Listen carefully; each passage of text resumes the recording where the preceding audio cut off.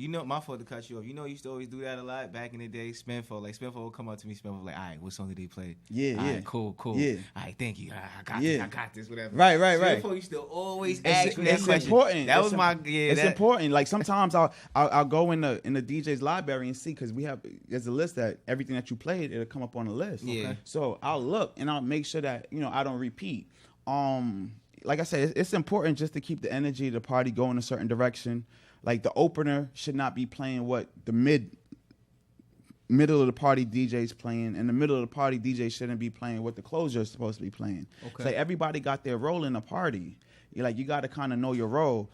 So it's more of you set the next person up to be successful. It's more of a teamwork for me, Pretty more much than a giving the competition. Yeah, definitely teamwork. So, with enough now, are you a heavy hitter? Nah. That's the thing with the heavy hitters, amazing brand. So I think really I gotta put in a little bit more work to just to get to that title. You know what I'm saying? And I know that for myself, because I know the work that I gotta put in. Sometimes maybe I just feel like maybe I'm purposely lazy, but nah, I do gotta put in a little more work for that brand. But that's a amazing brand. Is international, and I just feel like even the fact that I'm invited to even be a part of the family and be around these dudes, that shit is dope. For me, it's an accomplishment. You get what I'm saying? With or without a title, I'm still around these same dudes. So for me, it's an accomplishment. Yeah, just being around it, like, you know what I'm saying? Like, right. People will assume you're part of them, but you're not. But that's still a great thing. Yeah, it's the homies. Right there, like, right. Yeah. Those are the homies. It creates opportunities. Right. So this next segment, I just want to switch it up a little bit. This segment right here is called From Rags to Riches. Because, we all have a lot of questions that we would like answered. Yeah. So I'm going to start off by asking you this, because you did mention the queen. You mentioned Cardi B's name. Okay. How did you get involved with Cardi B, and how did you meet Cardi? Literally, the first time I met Cardi, she was dancing at the club. I was the DJ. We was in Perfections. Okay. That was literally the first time. Perfections was yeah, that was literally the first time I met Cardi, and this was like even years before. Like, let me see. I think when I first met Cardi, it had to be like 2013, and I didn't start working with her until maybe 2015 or 2016. So there was a gap in time between when I first met her to like when we was actually working. So what was that moment that she told you, you know what, SpArkx? Yo, what's up? I want you to be my DJ.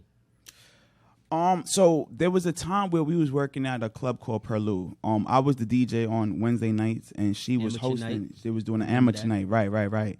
So from working over there, wait, tell me, how do you know with this?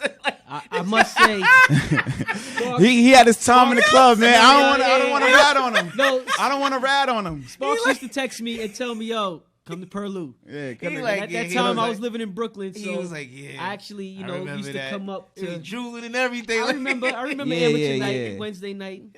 Yeah, so I think me and her, we created some real good energy from then, and then just kind of going into the whole music thing, it made sense. But a lot of that too came about because not only Cardi, right, but I also had other people in common with her, which was her management, right? Yeah. So her manager was Shaft.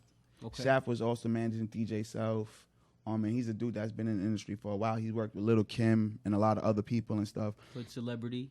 Okay. Right. So Shaft, I had Shaft in common with her too. And at the time, I kept pressing Shaft because that was the time where, like I said, I'm just kind of thinking, like I'm DJing and it's cool, but the New York scene ain't what it used to be. Like, maybe I should do something different. And at the time, Shaft was the one that was really getting me into the strip clubs. He was getting me into Perfections. He was getting me Perlu. He was getting me into a lot of strip clubs and stuff. And I was like, yo, Shaft, you gotta manage me, bro. You gotta manage me. So a lot of that connection happened because of Shaft. Yeah. Okay. Shout out to Shaft. Yeah, he was a major part in putting like literally everything together. So how was that moment? Like, how did that conversation start? I think SpArkx, I want you to just be my DJ. Like, nah. Like I How said, was it? Like- a lot of that was put together by Shaft. It was just it made sense. So it was organic then. It was organic. It wasn't like, yo, it wasn't nothing forced. It was more like, yo, we just doing what we doing. And Shaft, like, even before I was Cardi's DJ, like, Shaft used to tell me, yo, let's go on the road. Come on the road with us. I was like, all right, cool. We started going to like Ohio and shit, like fucking weird places and shit, like. And I'm like, all right, fuck it, we out there. How was the tour life though? Like, how much pussy did you get? We want to know each continent, each country, Right. continent. Cut the Pussy tape and off. shit. Cut the tape off. It's tour life, son. It's tour life, son. Whatever happens Rookies on was tour, out. whatever happens on tour stays on tour, man. No, Yeah. but those some real shit. Like, how What was was the tour tour like? life? Like, what was like the like? It was- what did it show you? What did it? Because I know All right. you've been to All all right. these countries and everything. So like, there's a realization that every DJ has, right? When you first start DJing, it's like, yo, I want to be the dopest DJ at my school. Then you get bigger. I want to be the dopest DJ in my community, in my borough, maybe. yeah. And then you get bigger, right? Then it's like, I want to be the dopest DJ in my city. I want to be the best DJ in New York. And then you start to go out of town, and it's like, yo, what's going on in New York? Nobody even care about that shit. Then you're like, wait, there's something bigger to this shit. Now it's whole like, world out there. right? Then it's like, oh, nah, I want to be big here, here, and here. You can't be the biggest DJ in the U.S. Like, it's just, there's too many markets to dominate. Yeah. So you could be dominant in multiple markets, but you can't be dominant in all. Somebody's going to be hot in these other markets. So when you start to travel, it just opens your eyes to be like, yo, I want more than just New York. That's why when you seen the pandemic and Atlanta was open, all the DJs went down to Atlanta. Now all of a sudden, oh yeah, I'm in Atlanta. I've been going to Atlanta, DJing in Atlanta since 2012. Like, Yeah, my stupid ass definitely took that ride down to Atlanta. dude. right. My stupid ass was Nice. definitely Right. one of Oh, them, you was yo. Right. you was outside. I Outside. was. With Right. a mask on and So, everything. I say that to say that. COVID was right there. You was dodging it. I say that to say that, like, even my first time being in Atlanta back in like 2012 and stuff, that's when I was like, yo, what I'm doing, like, what I want to do is bigger than New York. Okay. So I had already had that realization. And I think by the time I got to the tour, just the excitement of being able to visit different cities and I'm getting paid to do it was amazing. feeling. Right. Yeah. You know, I went to Cali, Oakland, like I was in LA, San Francisco, Vegas. So you was traveling. Yeah, we was on the road. So how does it feel? That means you must have been flying private or you was taking a coach bus. Like, tell me about that. Oh, Like man. how did it feel from going to the strip club, driving a Honda, to flying private? So it didn't start flying private. We were still on Spirit for a while. Holding on for dear Nah. life. Like, You gotta pay for every luggage. Hold on.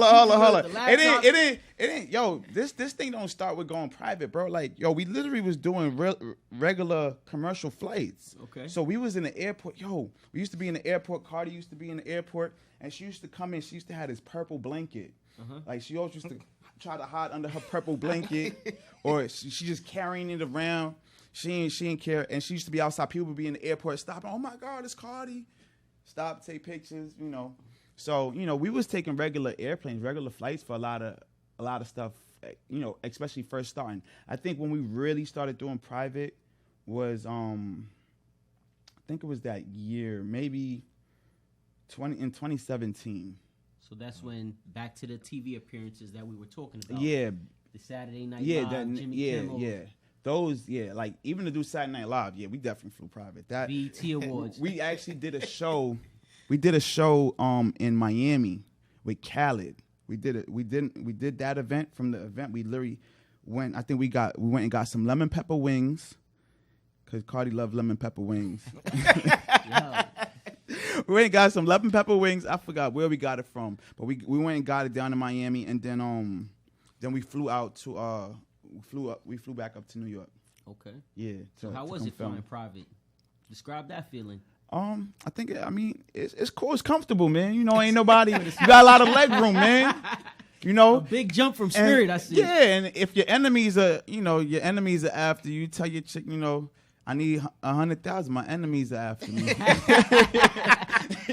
Nah, that's funny as hell. So that show was the. How did you, yo, son? How did that man get all the women to do that, son? All right, so here's the crazy thing about that whole thing. I know that's a little bit off topic, but women do it to men every day. And when men get caught up and they giving women a whole bunch of money, they just call, yo, you a sucker.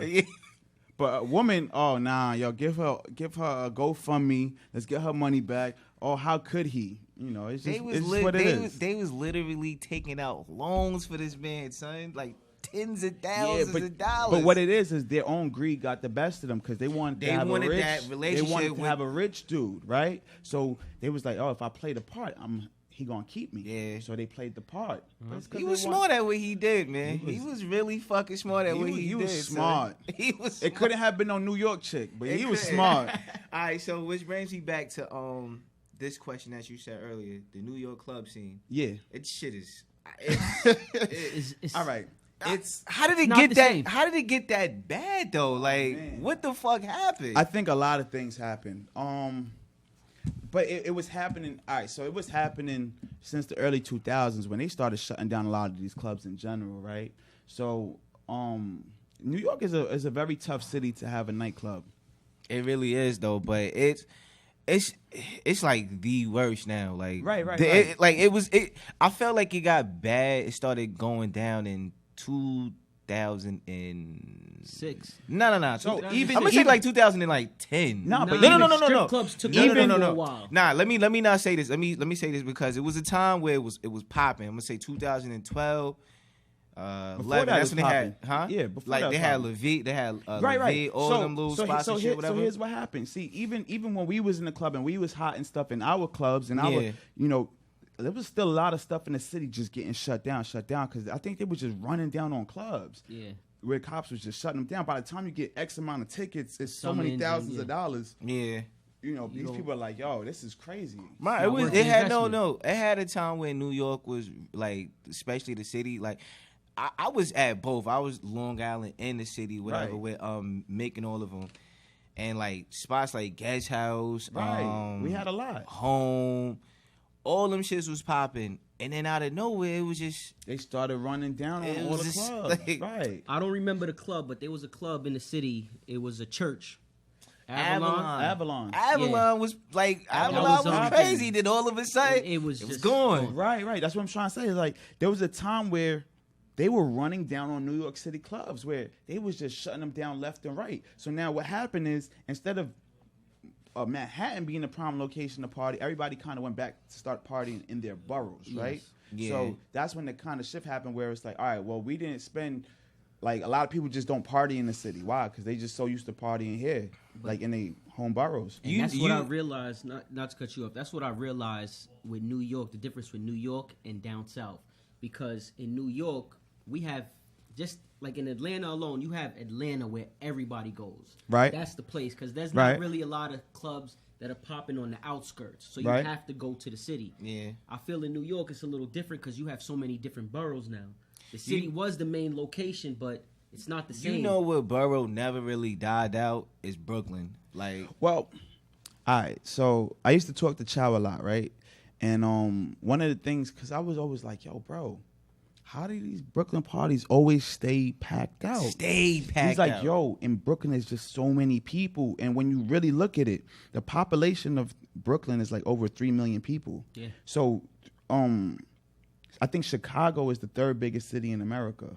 It might have went up or down, but third biggest city in America. Brooklyn borough is about to surpass Chicago. So Brooklyn is just a borough. It's about to pass a whole city. Yeah. You see what I'm saying? That's how many people are in Brooklyn. And that's why a lot of people from Brooklyn, they more expand out in the world than, you know, because it's so Brooklyn many people. It's so many people. And your interactions is going to be more frequent. Think about it. If you live on Long Island, you might not even say hi to your neighbors. If you live in Brooklyn, yo, you saying hi to everybody because you seeing them all day. People living on top of each other. Like, you connect with so many more people. But it's so amazing how all they parties stayed packed. Right, like, right. Because all of them, and they always is consistent. Always consistent. And even if it gets shut down, there's still another one. Right, because there's an abundance of people.